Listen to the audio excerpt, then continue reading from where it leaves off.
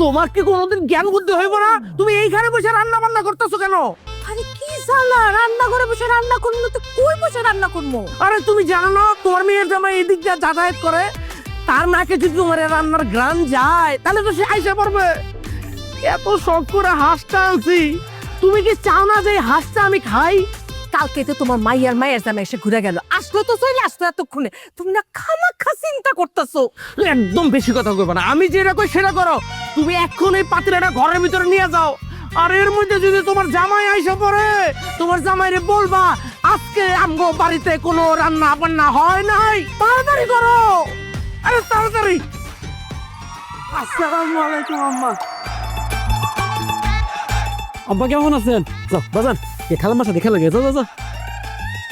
দেখছো কারবারটা, দেখি দেখি এটা কি রানছেন দেখি। আরে দেন না আমার কাছে একটু দেখি।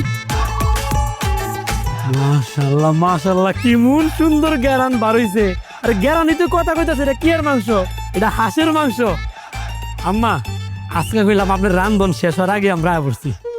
বাজান, তুমি না কালকে এসে ঘুরে গেলা, আবার আজকে? আরে আম্মা এটা তো বিশাল হিস্টোরি। গেছিলাম বাজারে বাজার করতে। বাজার কি করমু, মানুষ তোমার পাগল করে লাইছে এক কথা কয়া কয়া। কয় তোমার শ্বশুরে বাজারে সবচেয়ে বড় হাঁসটা কিনে লয়ে বাইর গেছে।